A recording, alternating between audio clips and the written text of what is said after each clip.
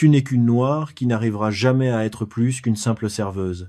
Les indiennes comme toi sont nées pour servir les vrais gens comme moi. » Se moqua le jeune homme, tandis qu'il poussait et déchirait l'uniforme de la serveuse noire, la laissant complètement humiliée et presque nue devant tout le restaurant.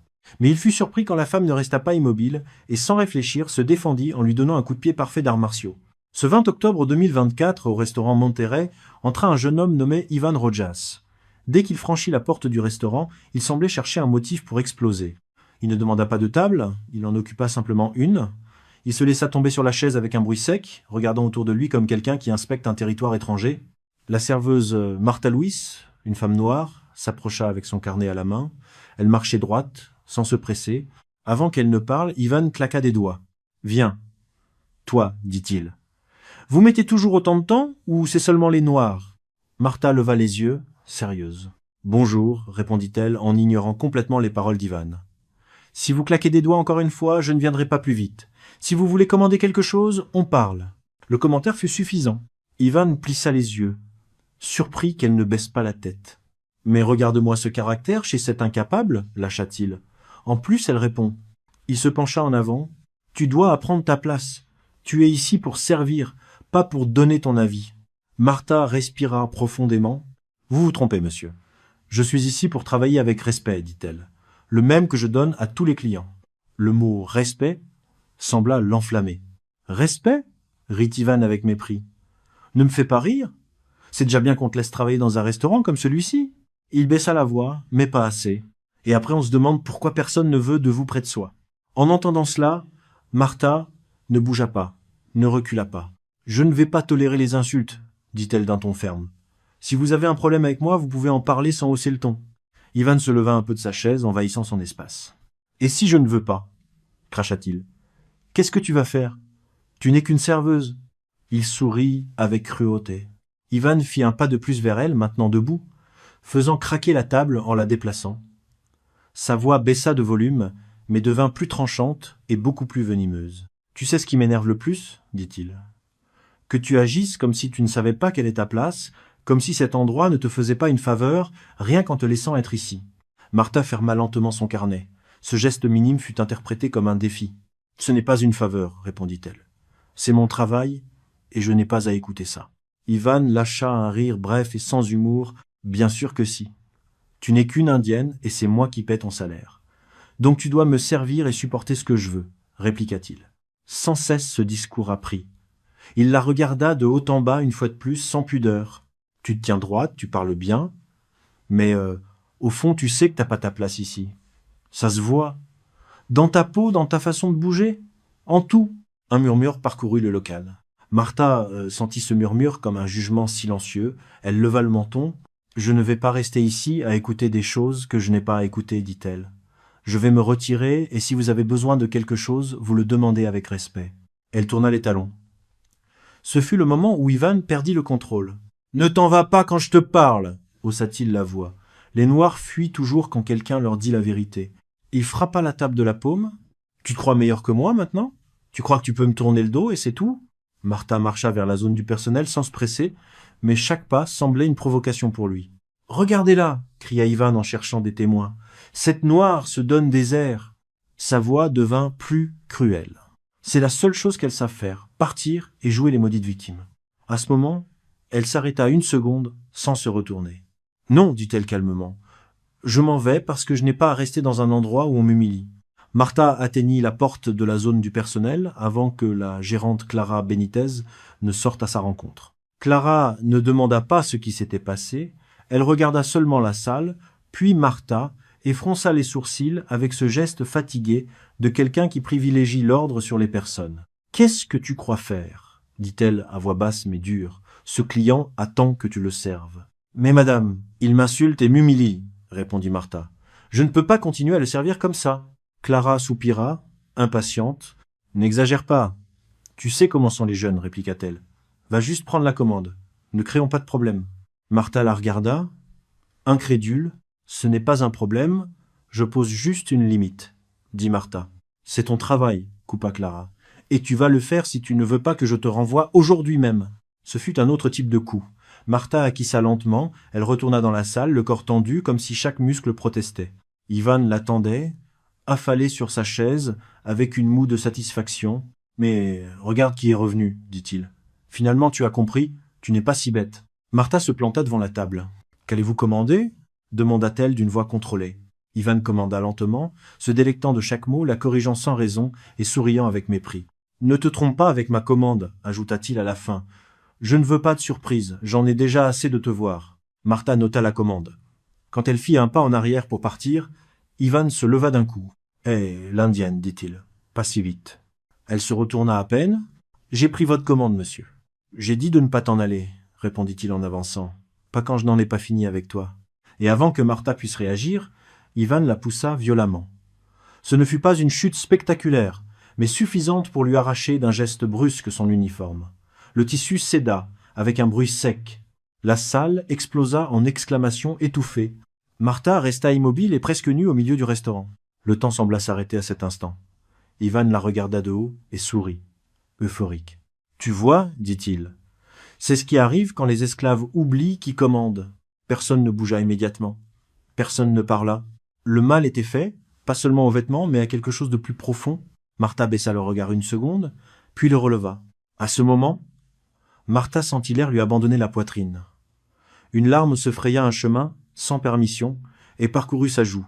Ce n'était pas seulement de la honte, c'était le poids d'être presque nue au milieu du restaurant, exposée à des regards mêlant surprise et malaise. D'une main, elle essaya de se couvrir, de l'autre, elle retint le tremblement. Ivan l'observa et sourit, satisfait. « Regarde-toi, dit-il avec mépris. C'est comme ça qu'elles finissent quand elles jouent à être ce qu'elles ne sont pas. Moi, je sais les remettre à leur place. » Il se pencha un peu plus. « Maintenant, on voit ce que tu vaux. Et c'est clair, tu ne vaux rien. » La larme tomba au sol. Martha baissa la tête à peine une seconde, une seule, puis elle se redressa. Le mouvement fut rapide, net, impossible à anticiper.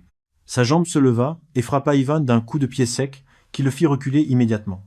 Avant qu'il puisse réagir, un deuxième coup de pied le déstabilisa complètement. Le jeune homme tomba contre une table, renversant verre et couverts. À ce moment, le restaurant explosa en cris. Ivan haletait, étourdi, sans comprendre comment la situation avait changé si vite. « Qu'est-ce que tu fais, la noire ?»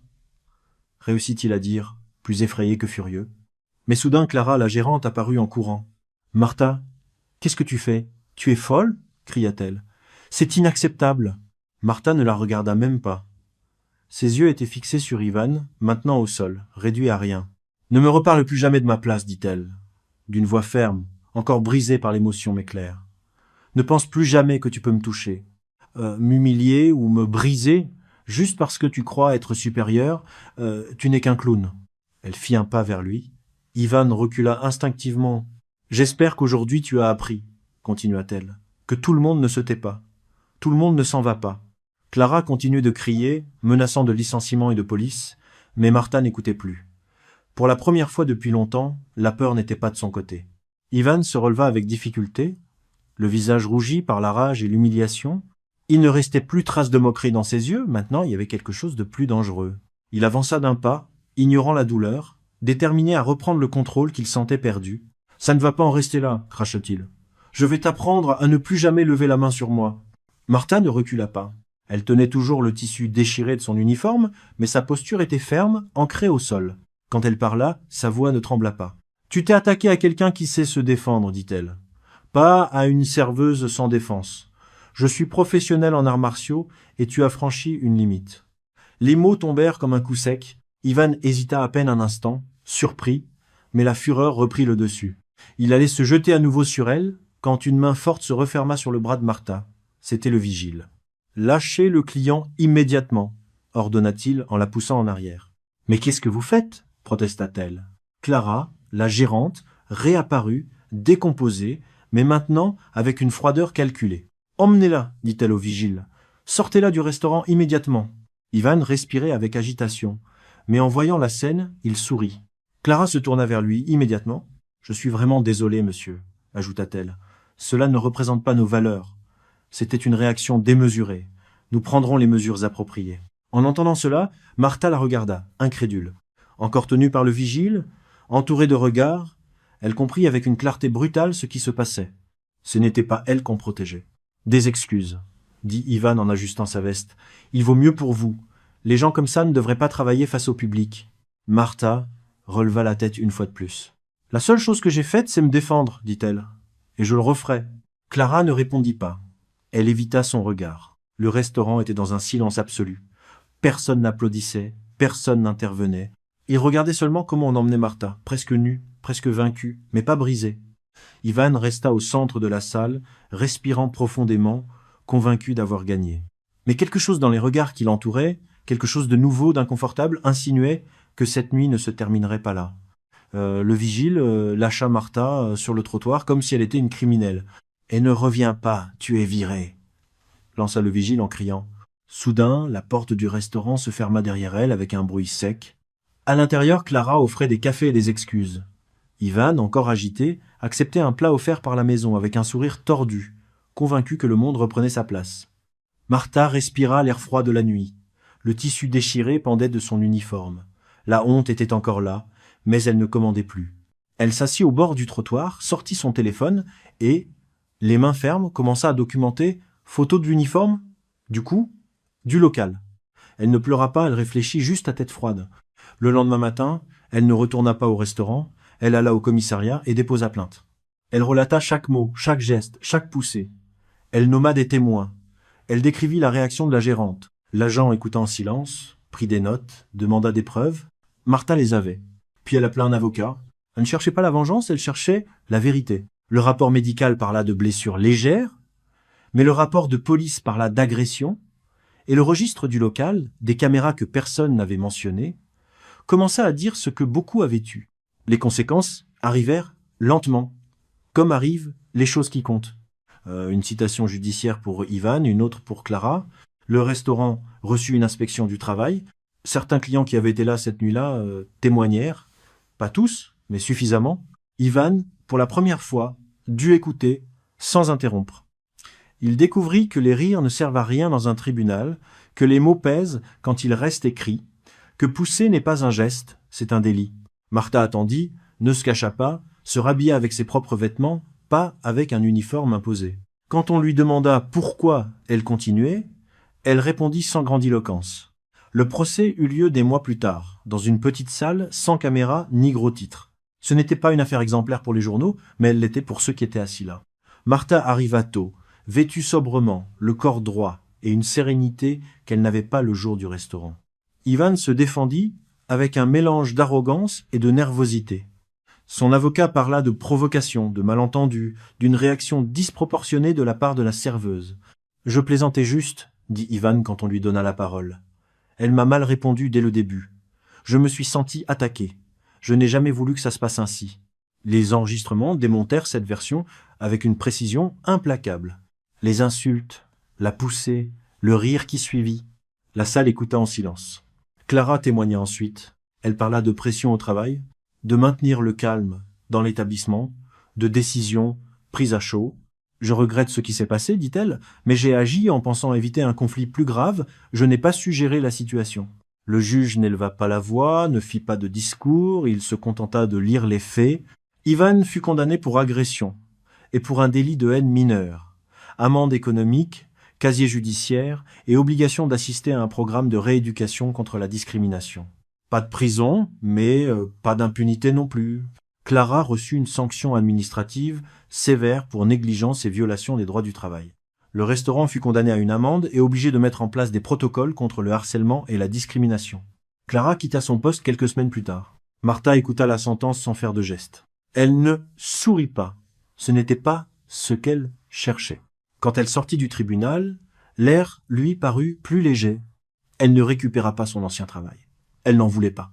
Des mois plus tard, elle commença à donner des cours dans un centre communautaire, enseignant la discipline, la maîtrise de soi et l'autodéfense. Elle ne parlait pas du restaurant, c'était pas nécessaire. Le temps passa, et la vie suivit son cours, comme elle le fait d'habitude quand le bruit s'apaise. Martha ne recroisa plus Ivan ni Clara. Elle n'en avait pas besoin. Le procès avait fermé une porte restée ouverte trop longtemps, celle de l'impunité quotidienne, celle des abus déguisés en caractère ou en plaisanterie. 1 an plus tard, le restaurant changea de nom. Pour beaucoup, ce fut un détail mineur. Pour Martha, ce fut un signe silencieux que quelque chose était resté derrière. Elle ne retourna jamais dans cet endroit, mais elle n'en eut pas besoin non plus. Elle avait construit un autre espace, où les gens entraient sans peur et sortaient un peu plus forts qu'ils n'étaient arrivés. Parfois, l'un de ses élèves lui demandait pourquoi elle insistait tant sur le respect avant la force. Elle répondait toujours la même chose. Parce que la force sans dignité et sans respect ne sert à rien. Elle ne parlait pas du passé, ne le niait pas, mais ne le laissait pas non plus la définir. Elle savait que le racisme ne disparaît pas avec une sentence, ni avec une amende, ni avec un cours obligatoire. Mais elle savait aussi quelque chose de plus important, que l'affronter laisse une trace, même si elle ne se voit pas toujours immédiatement. La nuit où elle ferma le centre pour la dernière fois avant de rentrer chez elle, Martha éteignit les lumières et resta un moment en silence. Elle pensa à la femme qui était sortie de ce restaurant, brisée et exposée, et à celle qui était maintenant debout, entière. Il n'y eut pas d'applaudissements, il n'y eut pas de revanche, seulement la justice. Et cela, pour elle, fut suffisant. N'oubliez pas de commenter de quel pays vous nous regardez. Si cette vidéo vous a plu, vous devez voir cette autre où une raciste lui a donné une gifle et l'a touchée sans savoir qu'elle se défendrait. Cliquez maintenant et on se retrouve là-bas. N'oubliez pas de vous abonner et de laisser votre like pour vous apporter plus d'histoires qui révèlent la vérité cachée.